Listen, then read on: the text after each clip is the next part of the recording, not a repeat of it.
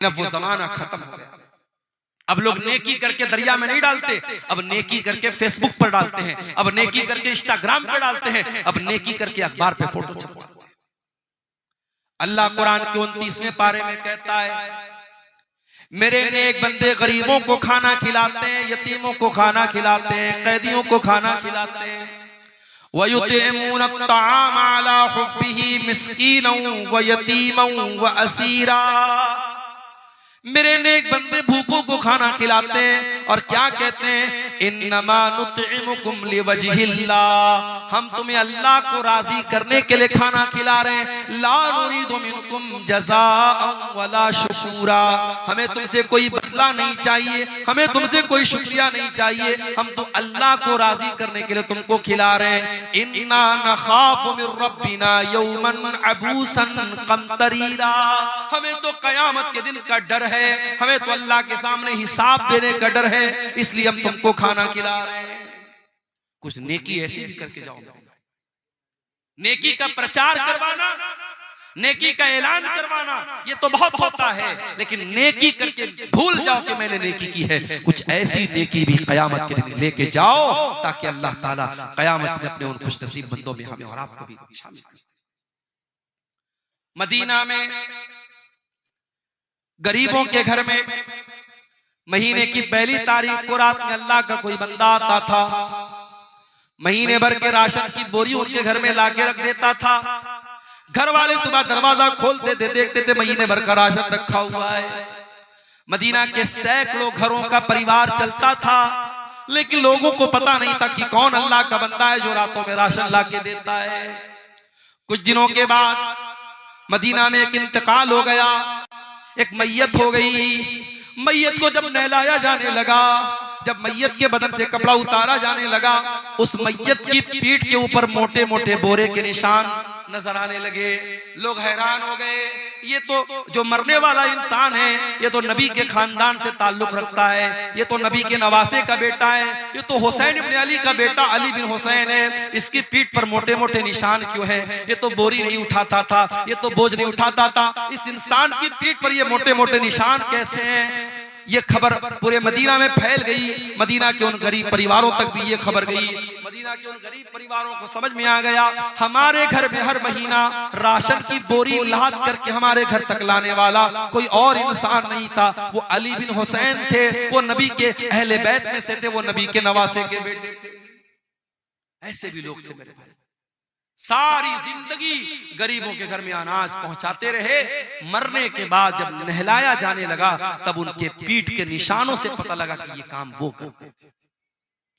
हम और आप तो रियाकार हो गए मेरे भाई, दिखावे की दुनिया आ गई, हर चीज में शो ऑफ आ गया, हर चीज सोशल मीडिया पे हम डालने लगे। हज करने जा रहे हैं, मेरी बीवी कहने लगी, जब मैं उम्रा करने गया, बीवी कहने लगी कि हम लोग भी जो है जब तवाफ करेंगे तो आप अपना हाथ खाने काबा पे रखिएगा और मैं भी अपना हाथ रखूंगी और दोनों लोग फोटो लेंगे। मैंने कहा ये चोंचलेबाजी मुझको पसंद नहीं।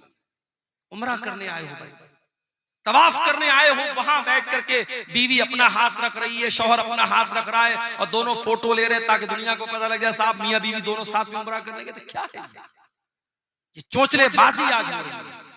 लोग मदीना के अंदर जाके निकाह कर रहे हैं।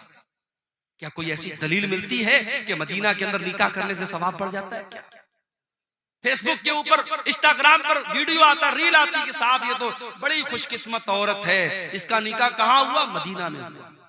तो क्या हिंदुस्तान में और कटिहार में जो निकाह हो रहा है सब बदकिस्मत लोग हैं? अजीबो गरीब मंतिक है। मसला याद रखो, निकाह मस्जिद के अंदर हो सकता है, मगर निकाह मस्जिद के अंदर करना कोई सुन्नत नहीं है और कोई सवाब का काम नहीं। ये मसला याद रखो।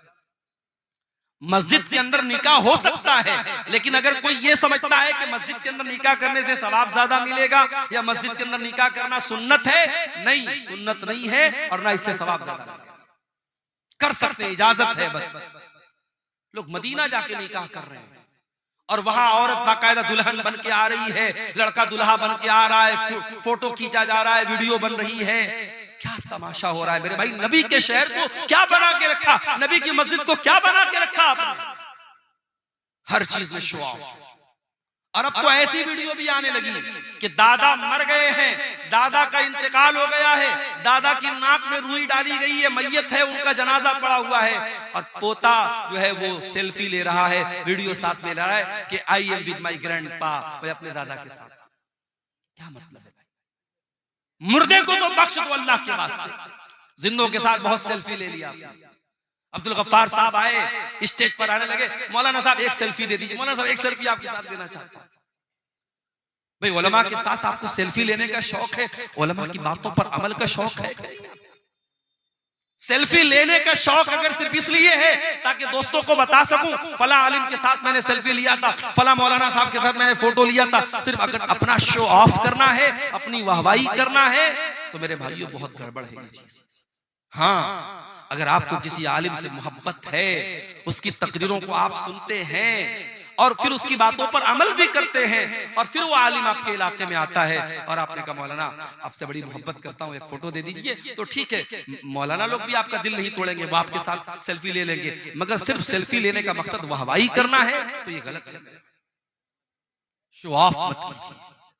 हमारा दीन शो ऑफ वाला दीन नहीं है, हमारा दीन बड़ा सिंपल, बड़ा सादा है। अल्लाह के नबी फरमा रहे हैं, दाहिने हाथ ने सदका किया, बाएं हाथ को भी पता नहीं चला। इतना चुपके से सदका किया, इतना चुपके से दान दिया, इतना चुपके से खैरात किया, दाहिने हाथ का सदका बाएं हाथ को पता नहीं चला। कुछ ऐसा दान भी यहां दीजिए मदरसों में कि जो आपको मालूम है और अल्लाह को मालूम है। बड़ी बड़ी रकम लोग दे देते हैं, मालूम नहीं। हमारे बनारस में एक मस्जिद बन रही थी, 1 करोड़ रुपया मस्जिद के बनने पर खर्च हुआ था, और 10-10 लाख रुपया ऐसे लोगों ने चंदा दिया कि पता भी नहीं चला कि वो चंदा किसकी तरफ से आया। औरतों की तरफ से सोने के जेवरात आए, मालूम भी नहीं हुआ कौन सी औरत ने दिया था। तो कुछ ऐसे काम भी करके जाइए कि दाएं हाथ का सदका बाएं हाथ को पता न चले। और आखिरी बात जो इस हदीस में बयान की गई, अल्लाह के नबी फरमाते हैं, वह रजुलुन ज़करल्लाह खालियन फफ़ाज़त ऐना, क़यामत के दिन अल्लाह के अर्श का साया उस इंसान को भी मिलेगा जो तन्हाई में अल्लाह को याद करे और उसकी आंखों से आंसू बहे। मेरे भाइयों, अगर आपका दिल कुरान सुन करके भी नहीं रोता है, आपकी आंखों से कब्रिस्तान की कब्र देख करके भी आंसू नहीं निकलते हैं, इसका मतलब कि दिल की जमीन बंजर हो चुकी है, दिल के अंदर से ईमान खत्म हो रहा है। कभी कभी रात के सन्नाटे में अपने कमरे में बैठ करके अल्लाह को याद करो। मेरे प्यारे भाइयों, अपने माजी में किए गए गुनाहों को हम याद करें, अपनी गलतियों को याद करें और मालिक के रहमत को याद करें। मालिक के सामने आंसू बहा लें, मालिक के सामने रो लें, मालिक के सामने गिड़गिड़ा लें, मालिक से तौबा कर लें। अल्लाह की कसम, ये चंद आंसू हमारी मग़फ़िरत के लिए काफी हो जाएंगे। अल्लाह के प्यारे नबी फरमाते हैं, ऐनानी ला तमस्सुहुमुन नार, 2 आंखें ऐसी हैं जो जहन्नम के अंदर नहीं जा सकती हैं।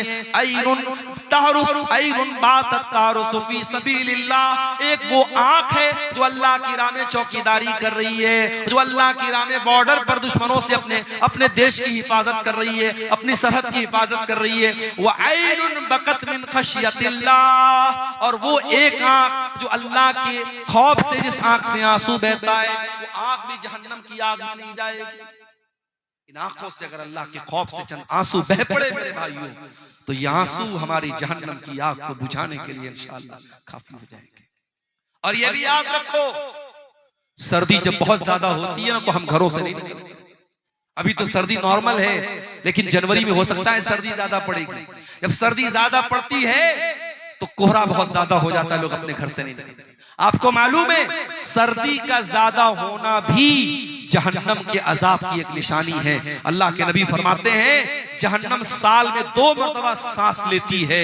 जो गर्मी पड़ती है, सख्त गर्मी, जो मई जून की गर्मी पड़ती है, वो जहन्नम के सांस लेने की वजह से पड़ती है, और जो कड़ाके की सर्दी पड़ती है, वो जहन्नम के सांस लेने की वजह से पड़ती है। ये सही बुखारी और सही मुस्लिम की सही रिवायत है।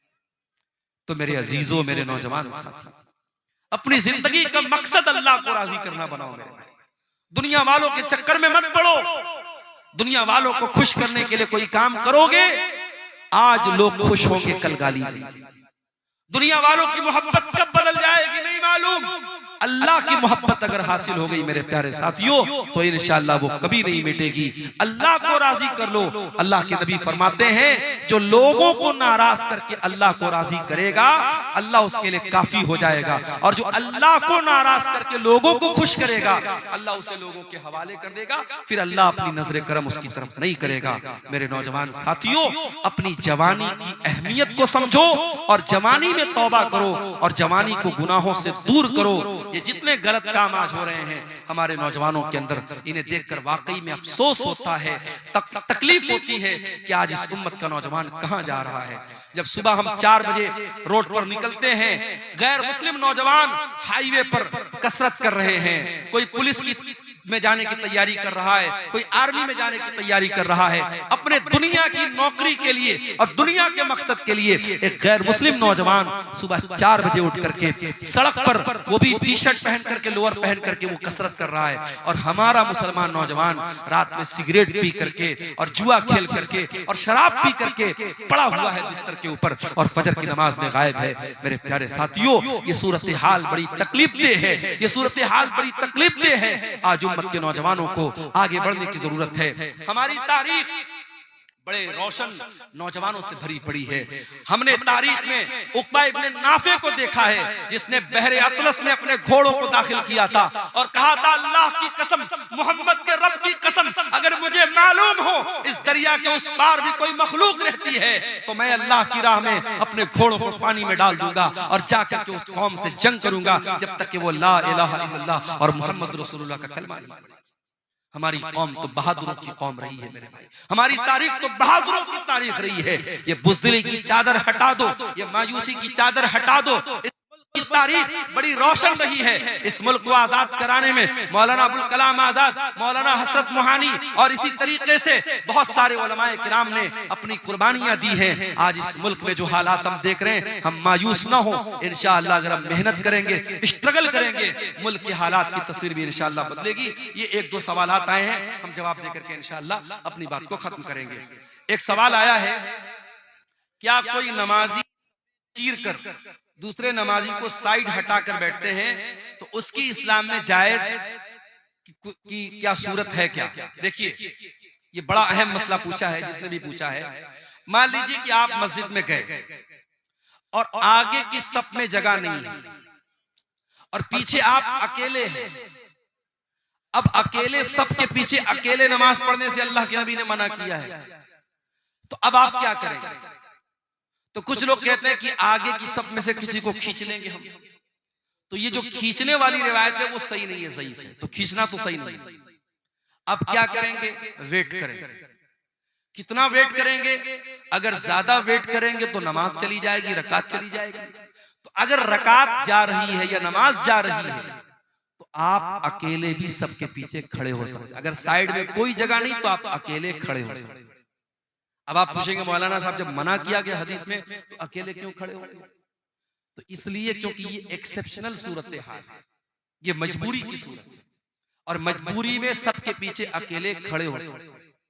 मिसाल के तौर पर अगर मर्दों की सफ लगी है और एक औरत को नमाज पढ़ना है तो औरत कभी भी मर्दों की सफ में नमाज नहीं पढ़ेगी, वो पीछे पढ़ेगी।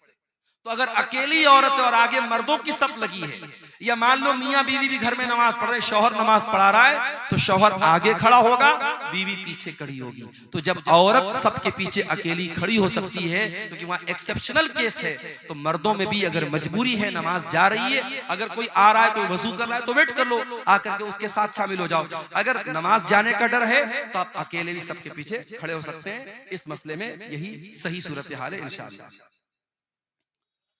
ईद और रोजा सऊदी के तारीख के मुताबिक हिंदुस्तान में भी उसी दिन ईद मनाए और रोजा रखे, तो क्या ये सही है? देखिए, कुछ उलमा का जरूर ये फतवा है कि हमें सऊदी के हिसाब से रोजा रखना चाहिए और सऊदी के हिसाब से ईद मनानी चाहिए। कुछ उलमा का ये फतवा है, मगर उन उलमा का ये कहना है कि सारी दुनिया में एक ईद होनी चाहिए और एक रोजा होना चाहिए, जबकि ऐसा नहीं है। हम जानते हैं कि हमारे यहाँ जो चांद दिखता है वो सऊदी के चांद से एक दिन बाद दिखता है आमतौर से। तो अब जब ये डिफरेंस है और हमारी ईद और सऊदी की ईद हर साल डिफरेंट आ रही है, तो उन्हीं उलमा का ये भी फतवा है कि जब तक इस पर सारी उम्मत का इत्तेफाक नहीं हो जाता तब तक अपने इलाके के हिसाब से आप रोजा रखिए और अपने इलाके के हिसाब से आप ईद मनाइए। उसमें कोई नया मसला पैदा करके मुसलमानों पे आपस में इंतशार पैदा मत। बेंगलोर वगैरह में बाकायदा मैंने देखा कि जो एक चांद वाले लोग हैं जो सऊदी के हिसाब से रोजा रखते हैं, वो एक दिन पहले अपनी ईद मनाते हैं और एक दिन पहले रोजा रखते हैं, उनकी ईदगाह भी अलग है। तो ये तो बहुत बड़ा फितना है, एक इंतशार पैदा हो रहा है, एक फितना पैदा हो रहा है। इससे हमें और आपको परहेज करना चाहिए। उसके बाद एक सवाल है, क्या सवाल है ये, नमाज में रुकू मिलने से क्या रकात पूरी हो जाती है या नहीं? देखिए, नमाज में रुकू मिल जाने से रकात मिलती है या नहीं, इस मसले में उलमा का इख्तिलाफ है। कुछ हदीसों से ये बात मालूम होती है कि रुकू मिल गया तो रकात मिल गई, लेकिन ज्यादातर दलीलों से ये बात समझ में आती है कि सिर्फ रुकू मिलने से रकात नहीं मिलती, क्योंकि जिसको रुकू मिला है उसको सूरह फातिहा भी नहीं मिली, इमाम के साथ क़ियाम भी नहीं मिला, इमाम के साथ क़िरात भी नहीं मिली। तो ज्यादा सही और मजबूत बात यही है कि रुकू मिलने से रकात आपकी काउंट नहीं होगी, आपको वो रकात दोहरानी पड़ेगी। इस मसले में इख्तिलाफ है, लेकिन ज्यादा मजबूत बात यही है। वल्लाहु आलम बिस्सवाब। पैदल हज पे जाना अभी के जमाने में क्या काबिल कबूल है? ये सब चोचलापन है बस। जब आज के जमाने में फ्लाइट है, सफर की सहूलत मौजूद है, तो अल्लाह ताला ने अपनी जान पर बिला वजह मशक्कत डालने से मना। ये तो वही वाली बात हो गई कि मस्जिद में एसी लगा है और पंखा लगा है और हम जानबूझ करके धूप में नमाज पढ़ेंगे। नहीं साहब, हम तो गर्मी बर्दाश्त करेंगे। रोजे की हालत में हम जानबूझ करके दिन भर गर्मी में धूप में रहेंगे ताकि हमको रोजा ज्यादा पता लगे। तो अपनी जान पर बिला वजह मशक्कत डालना, ये जब एक सहूलत है फ्लाइट का सफर।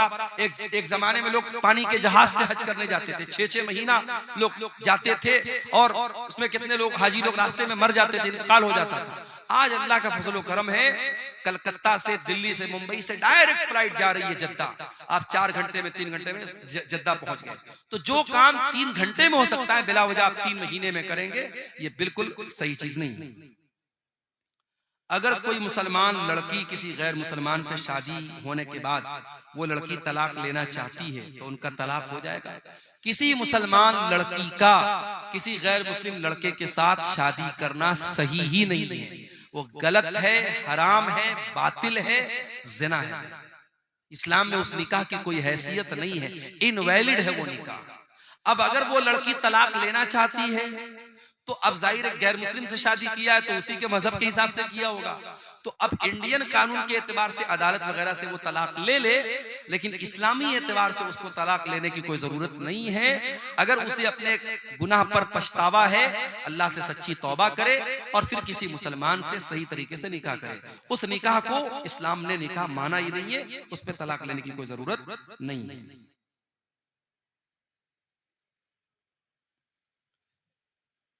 बीवी का शौहर पर कितना हक है? बीवी का शौहर पर बहुत हक है। अब उसको कितना परसेंटेज में तो नहीं बता सकते, लेकिन हाँ, इस्लाम में बीवी का शौहर पर भी हक है और शौहर का बीवी पर भी हक है। शौहर का हक क्या है बीवी के ऊपर? बीवी उसकी बात माने, उसकी खिदमत करे, उसको खुश रखे, उसकी जरूरतों को पूरा करे। और शौहर के ऊपर क्या हक है बीवी का? शौहर बीवी की तमाम जरूरतों को पूरा करे, उसको अच्छा खिलाए, अच्छा पहनाए, उसके ऊपर जुल्म न करे, उसके जज्बात का ख्याल रखे। तो दोनों का एक दूसरे पर हक है। इस्लाम में वन वे ट्रैफिक नहीं है, इस्लाम में एक तरफा कोई भी हुक्म नहीं है। अगर कोई बच्चा पैदा होता है सनीचर की शाम 7 बजे, तो क्या अकीका के लिए सनीचर को शुमार करेंगे या इतवार से उसका शुमार किया जाए? देखिए, मगरिब के बाद दिन खत्म हो गया। अब मान लीजिए कि शाम को 7 बजे बच्चा पैदा होता है सनीचर को, और मगरिब की अजान अगर उस इलाके में 6 बजे हो रही है, तो फिर वो सनीचर का दिन पहला दिन नहीं माना जाएगा, इतवार का दिन पहला दिन माना जाएगा। और इतवार, सोमवार, मंगल, बुध, जुमरात, जुमा, सनीचर को उसका अकीका करेंगे। वो बच्चा इतवार का पैदा माना जाएगा और सनीचर वाले दिन उसका अकीका करेंगे। कोई दुआ की दरखास्त जुमा की नमाज की बात करे तो क्या हाथ उठा के दुआ कर सकते हैं? देखिए, अगर कोई दुआ की दरखास्त करे तो खतीब ऐलान कर दे माइक में कि भाई फला बीमार है या फला को कोई मसला है, आप लोग उसके लिए दुआ करें। लेकिन बाकायदा इमाम साहब हाथ उठा के दुआ करें भाई फला बहुत बीमार है, अल्लाह ताला उसको शिफा दे, और सारे लोग उस पर आमीन बोले, तो ये सूरत तो ठीक नहीं है। हाँ, इमाम अपील कर दे, अब मुक्तदी लोग अपने अपने हिसाब से जब दुआ करें तो उस इंसान के लिए भी अपनी दुआ में शामिल कर लें उसको, तो ये सूरत हाल जायज है। वल्लाहु आलम। ठीक है, सारे सवाल हो गए। अल्लाह ताला हम सबको, अगर कोई मुस्लिम समाज की लड़की गैर मुस्लिम लड़की के साथ भाग जाती है, उस लड़की का क्या मसला होगा? मसला यही होगा कि उसको रिस्क्यू करने की कोशिश करेंगे, उसको आजाद कराने की कोशिश करेंगे। अगर वो लड़की शर्मिंदा है, तौबा कर लेती है, फिर उस लड़की को एक्सेप्ट कर लिया जाए और उसकी किसी मुसलमान के साथ शादी कर दी जाए। कौन है? डॉक्टर शीश